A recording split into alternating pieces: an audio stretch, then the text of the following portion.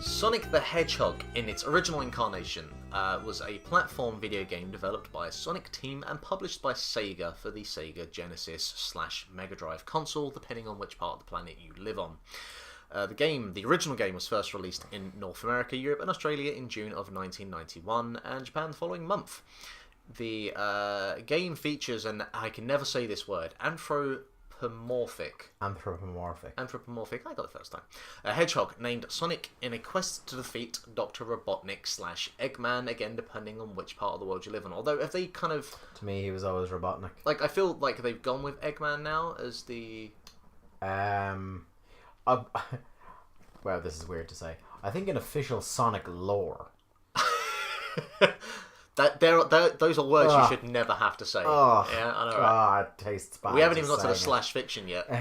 I think the story is he is Dr. Robotnik, but his evil moniker is Eggman. Yeah, which makes sense, because who the fuck is called Eggman? Yeah, you know, Robotnik at least sounds like a crazy sort of evil dude name. And he's not even egg shaped; he's spherical. Yeah. Anyway, I think it's the pointy head. Sure. Anyway, Robotnik is a scientist who has imprisoned animals and robots and stolen the magical Chaos Emeralds. Sonic the Hedgehog's gameplay involves collecting rings as a form of health and a simple control scheme with jumping and attacking controlled by a single button. The original game's development began in 1990 when Sega ordered its AM8 development team to create a game featuring a mascot for the company. After considering a number of suggestions, the developers decided on a blue hedgehog with spikes along his head and spine and renamed themselves Sonic Team to match their character. Sonic the Hedgehog, designed for fast gameplay, was influenced by the games of Super Mario series creator Shigeru Miyamoto, and Sonic the Hedgehog uses a novel technique that allows Sonic's sprite to roll along curved scenery, which originated in a tech demo created by the game's programmer Yuji Naka. The original game was well received by critics, who praised its visuals, musings, and speed of gameplay. The game was also commercially successful, establishing the Genesis as a key player in the 16-bit era and allowing it to compete with Nintendo and the Super NES console. The original has been ported, and to be fair, along with Sonic 2 as well, but not Sonic 3. Has been ported a number of times and inspired several clones, a successful franchise, well, to a point, and adoptions by other media. So, the original kind of story with Sonic is that Sega wanted to create a mascot for their company. They didn't really have one at this point. Alex the Kid was about the closest they had at that time for the Master System. And can I just say, fuck the difficulty of Alex Kidd. Yeah. In the ear. Yeah. That's probably... about a year ago, because it would have been around the time you went to China, I think myself and Dan cracked out my Master System that has Alex Kidd built into it. Yeah, because that was my original console I ever owned. Good lord. That was the first game I ever played. Yeah. Which is why I'm the platforming prodigy. No wonder you're a broken nightmare person. But yeah, so Sega wanted to create a mascot. Yeah. And Mario was doing the rounds for Nintendo. And we've seen this for pretty much every company ever since, that they wanted to create a mascot. Yeah. Usually anthropomorphic, Sonic Crash, is like PlayStation. Yeah, Sonic is one of these iconic characters that is so quintessentially 90s. I love it. Yeah. I love it. Like, there's a real feel of this ain't Joe Daddy's platformer about him. It's the best. The only thing missing is like a massive pair of sunglasses. Yeah. Yeah. But he's got like the attitude when you stand still, when he's just like, oh, come on. A couple of little Dave facts of the week. All right then. So, I am not the fastest typist in the world. This sounds like an incredible tangent. Yeah, but where are you going with this? I am not the fastest typist in the world. And the reason for that is there was a place downtown here, in the town I live in, because it's the town I grew up in, where they used to do computer classes for kids and where they taught you the basics of typing. You know, to hold down your hands to rest on at all points on A, S, D, F, J, K, L, colon. That's where on the keyboard you're supposed to rest, because without moving your hands you can reach every letter from there. I never knew that. Yeah. Huh. So, like, you go to typing classes and they try to teach you to get the muscle memory in where you don't have to look at the keyboard and you can just type everything, which is how you get to type very quickly without using shorthand. Okay.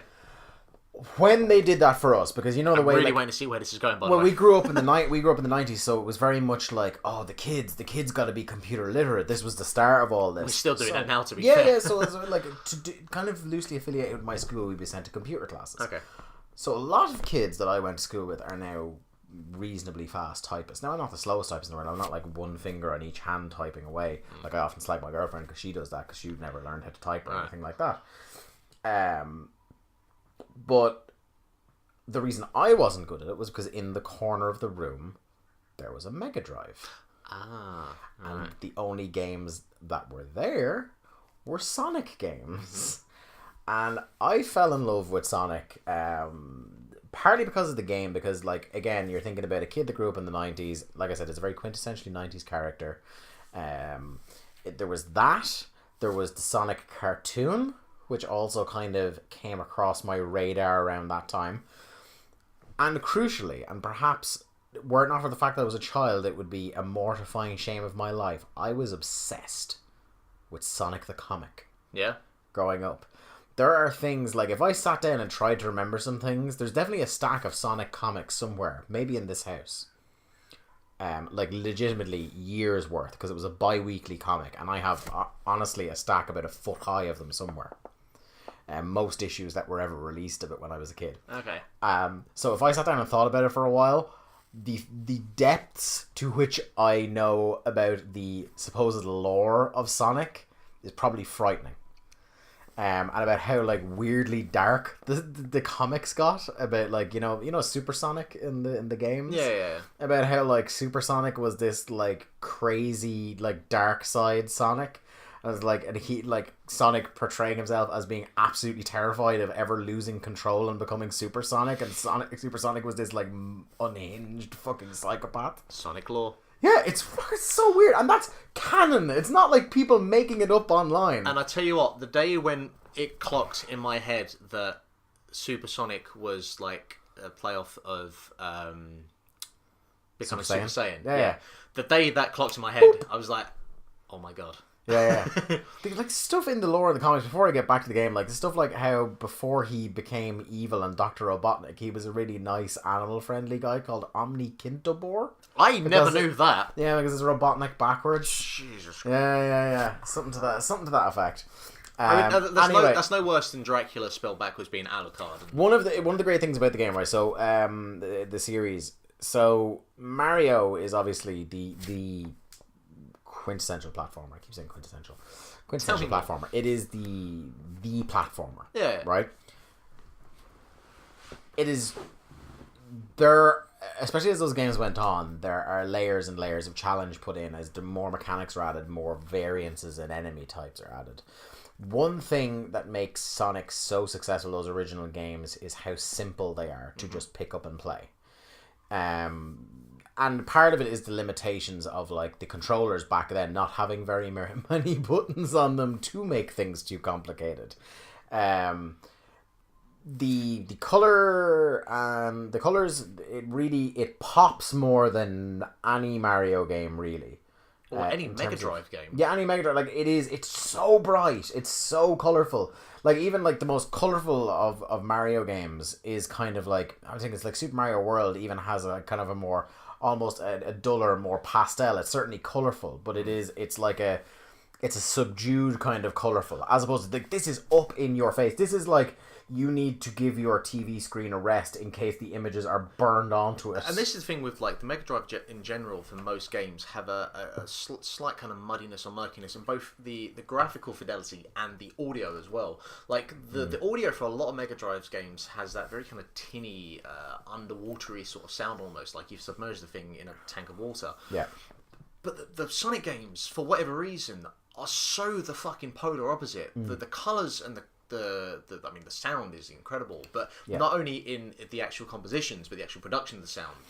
It sounds like it's on a completely different console. Yeah. So the colors are great. The kind of the basic mechanics, like I said, running around. It's very simple. Left to right, go as fast as possible. Jump on things. Yeah. You know, simple as. There's no like real platforming puzzles. It is not in the same stratosphere of difficulty as a Mega Man or anything like that. They are simple to play. They're quick. The music, I love the music in Sonic games. It's just great. You know, I just have a lot of fun with it. The thing I really appreciate is as they layered in a couple more characters, I think it was nice to give each of the three major characters in the series their own. They kind of control very similar when you're just running straight, but adding a different mechanic to make the levels navigable in different ways. Yeah, like there's Tails' flying mechanic to get him up high, so that you can go up on top. Like obviously one of the things people remember, like the kind of the loop-de-loops that are on pretty much every level. That Sonic runs around really fast. So if you have Tails, who can also they can all scrunch into the ball and go very fast, right? Not as fast as Sonic. That's his thing. But Tails can fly you up and stand on top of those loop-de-loops, and sometimes there will be rings in there or an extra life or some sort of bonus like that. Knuckles, who was my boy playing on it, he's able to do the glide, and he's able to stick onto the side of walls and climb up. And he could smash certain breakable walls that the other two couldn't. Exactly, yeah. So it was always... What it added, which was very rare at the time, I think, is the kind of the desire once you've beaten the game to go and replay through the entire thing as the other characters to see what you might have missed. Yeah. Because, you know, like the early Super Mario games, it's like, well, I'll play through as Mario. What'll I do now that I've beaten it? Well, I guess I'll play through it as Mario. You know what I mean? Like, it's it just added something for me. And it's kind of like, as we'll probably go on to talk about, it's sad that whereas I think Mario's dismount into the 3D space was an absolute just jaw-dropping success. Yeah. When it transitioned from the SNES into Super Mario 64. Absolutely outstanding. I don't think anyone could have foreseen how well that was going to go. Especially as the Mario particularly, as the first game that was really trying to play with how to handle a camera in a 3D space for a game like that. It was absolutely fantastic. Makes it even sadder by contrast then to see that, like I said, this character is so of the 90s, and I don't even think it's the qualities of the actual characterization, what characterization there is of Sonic in the games. The gameplay is of the 90s.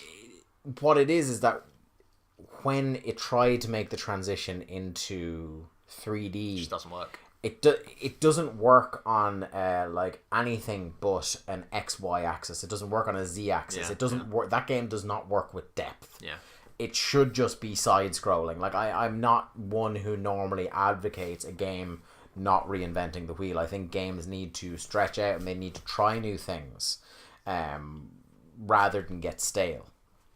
That said, Sonic is one that, like, pretty much everything they've tried in the 3D space, short of, and we said this before, the most of the first level of Sonic Adventure 1, you think for a brief shining moment that everything is going to be okay, that you definitely won't ever regret buying a Dreamcast, and that Sonic is going to last forever. Yeah. And that's not the way it came. And as someone who the first game they bought for their GameCube was Sonic Adventure 2 Battle. Oh, fucking hell.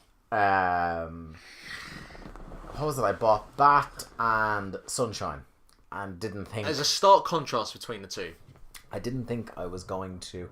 Oh, no, it was 3. Sorry, I got 3 with it because it was I'd made my confirmation, so I bought 2 games with it with my confirmation money, and my grandmother got me a 3rd game. So it's really... Wait till you hear this 3, right? So Super Mario Sunshine, Sonic Adventure 2 Battle, Eternal Darkness, Sanity's Requiem. That's not the trilogy of games I'm looking for here to talk about. You know? Really? Yeah, but... I was given from my my girlfriend at the time, she basically convinced me to buy an Xbox 360. And she had and gave me her copy of Sonic the Hedgehog 2006, or just Sonic the Hedgehog as it's known, the reboot of Sonic the Hedgehog. Fucking holy hell on everything that is of creation on this earth, there is no game as bad as that, maybe other than Sonic Boom. And, you know, we'll talk about the deterioration of the Sonic series, but my original entrance into playing Sonic the Hedgehog was actually the Sonic the Hedgehog 2 8-bit port for the Master System. And actually it was that, and the... it was the Game Gear. The Game Gear versions of Sonic the Hedgehog 2 and 1. Jesus. Yeah. I have those on 3DS. Oh, really? Because I was just like, how bad are they? Yeah. It doesn't feel like Sonic. No, well, because they're not made by Team Sonic. Like, do you know what it feels like? It's like, you know when you play in Mario Maker and you get that mushroom that turns into the weird lanky Mario? Yeah. That's what it feels like. Yeah, well, the thing is, like, they're not even ports, you know. They're their own games. They have their own levels. Like, I remember the original level of Sonic the Hedgehog 2 for the Master System Game Gear is, like, inside a mine or something, and you have the carts, and it's fucking difficult. But the original Sonic the Hedgehog port, the 8-bit port, was actually made by the developers that made Streets of Rage 2, which I didn't know until recently. But yeah, I got a Mega Drive. One of your faves. One of my faves. Previous book club feature. So I got a Mega Drive, and, you know, I got Sonic the Hedgehog. Actually, no, Sonic the Hedgehog 2 is the first one I had. I went back and got the original. And I was blown away, because at this point I'd been playing my Master System and my Nintendo, and, you know, having a grand old time playing Alex Kidd and Mega Man, as you do. But I remember just when... Customary. Mega Man. When I booted up Streets of Sonic 2 for the first time, and just the sound and the colour, as we've mentioned, and just how fast Sonic moves, you know? Like, it was the response that Sega at the time needed to what Mario was doing. Like, It's a character that very much matches that attitude that Sega had in the 90s of, you know, the famous slogan, Sega does what Nintendo don't. And, you know, Mario 3 is a very nice looking game for its time, but boy, when Sonic came along, you know... and then I got Sonic the Hedgehog 3, and I got Sonic the Hedgehog 3 and Knuckles. And, like, to this day... The fucking concept of taking a cartridge and you can place another cartridge in top, you know, that's mental. I love Sonic the Hedgehog 3 and Knuckles. I don't care what Jeff Gerstmann says. All right, it's my game. Well, you see, because Knuckles was my boy. Yeah, well. So I'm all like, it's finally getting the praise he deserves. But what I like about it, especially because like he's this kind of like strong, silent badass in the comics as well. Yeah. He's a real like he would have been in a Die Hard movie. But what I like about Sonic 3 Knuckles is, it has a save feature, which is the problem with the first two up until the ports of it.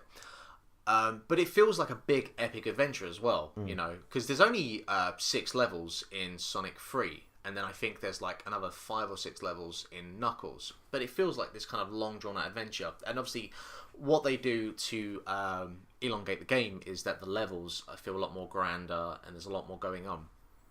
And I think one of the things that people don't take into appreciation for the original 3 Sonic games is the level design, you know?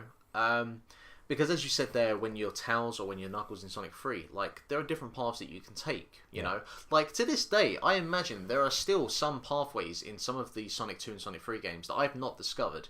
And I actually went back and I did, it was the 360 version of Sonic 3 and Knuckles. And I did a 100% complete run through where I got all the Chaos Emeralds and everything, because that's one of the hardest things to do, because obviously you only have so many attempts in the secret stages, and they're pretty difficult in Sonic 3 with the kind of sort of pseudo 3D environment. To come in with my comics knowledge here, the Chaos Emeralds are the MacGuffin of that series. Alright, okay. Knuckles is the guardian of the Chaos Emeralds on the floating island. Yes. And Sonic and gang must protect the Chaos Emeralds from falling into Robotnik's hands. Excellent, I like it. But do you remember the special stages in Sonic 3 with the world you're on, and you have to transform all the blue orbs into red orbs, and they were a fucking pain and a half. And so, yeah, I went back and did a 100% run through of that, and it gives it a scale of of grandeur and epicness. Certainly when you get to the last level, the Doomsday Zone, and the Doomsday Zone song to this day, fucking hell, it's And look, I mean, Michael Jackson composed music for Sonic 3. Yeah. What more does a man need to say? How more quintessentially 90s can you get? You know? Only if he was wearing like a plaid shirt. Yeah, well. And then on top of those 3 games as well, like I have to give it a bit of a special mention to Sonic CD, which some people argue is the best Sonic game. I think I prefer Sonic 3, but Sonic CD is, you know, it holds its own. It's one of the only reasons that anyone would ever want to own the Sega CD. Corpse Killer isn't exactly, you know, was never going to fly off the shelves. Strange that. I know that. But, as you mentioned, and this is the key thing here, what makes Sonic work mechanically, and as you said there about the whole thing with the Z-axis, it was never a game that was going to translate well into the 3D space. You know, it couldn't do it. And boy, did it make that Discman just on fire. And they've had how many attempts now, and they still can't do it. So many. It's just like, at a certain point, it's just like, guys, stop. Yeah. It's already dead. Because the thing is, when you take Sonic out of that, you know, moving at speed across the screen, and you turn it into a kind of platform action adventure, it's like, it's not a Sonic game anymore. Just do what Capcom do half the time. Just every couple of years, just re-release the games again. Well, I mean, they have done that in various forms and fashions. But like, if someone turned around to me and said, like Capcom did, if someone said the Sonic Trilogy Collection is going to be available on PS4, I was like, I won't even ask you how much money it is. I'll say, sold. Yeah, I've bought various fucking versions of those games over the years. And, you know, even now with fucking Sonic Boom, like, they still... I mean, obviously, they rushed it to get out for Christmas. Sorry, I used the full title. Sonic Boom, Rise of Lyric. Oh, shut up. Like, the more that they try to fucking cram lore and story and human characters and all this nonsense, just the more it becomes this diluted mess. And it's like... Sonic the Hedgehog 4. I have to make a mention of this as well.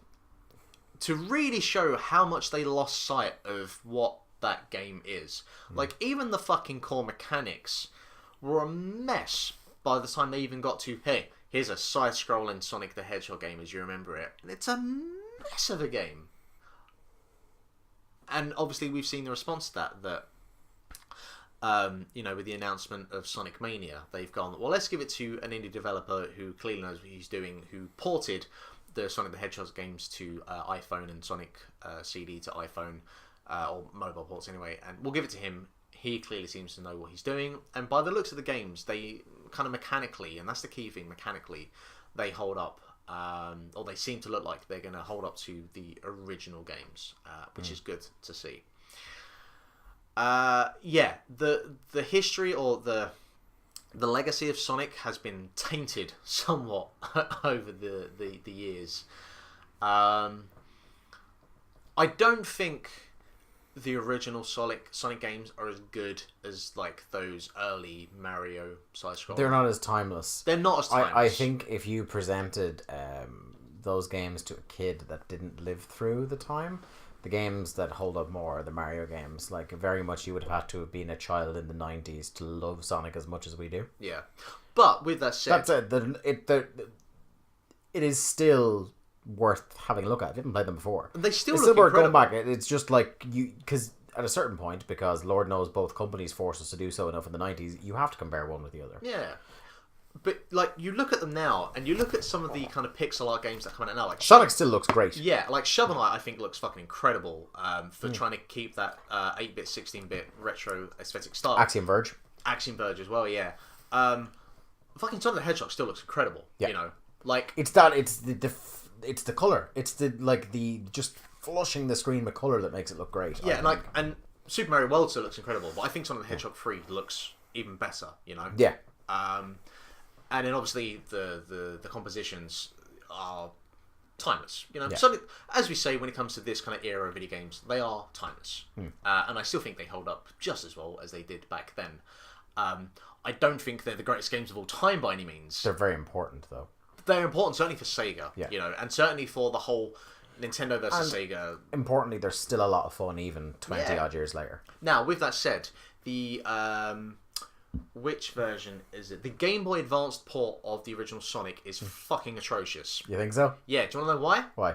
Because the screen is taking up with about 80% of Sonic, with about 20% of view vision for anything else. That's a bad version to play. The iPhone ports are very, very good, as mentioned. The developer of them is making Sonic Mania. A very, very solid port rendition to have a look at. There's the 360 versions. I'm pretty sure. There's been collections over the years. There's a GameCube collection. There's a PS2 collection. I don't think it's available on the PS4 at the moment. No. Oh, I would have bought it. Is there an Xbox One version? Not that I've seen. No. I'll investigate. But Yeah, but there's multiple ways. The most convenient really these days is the iOS and Android versions, and they actually play pretty well because, as you said, Sonic is a very simple game to play. That it's left, right, down, and jump, spin dash. So I'm a person that doesn't really enjoy playing touchscreen games for games that originally were designed for a controller. But Sonic gets away with it, and I'd say even more so than probably Mario. Anything else? Before you do your little elevator pitch, I have a nice little fact for you. I went and looked this up just so that I could not leave people guessing. Dr. Ovi Kintobor was a kindly scientist from planet Earth who somehow crash landed on Mobius, which is the name of Sonic's home world.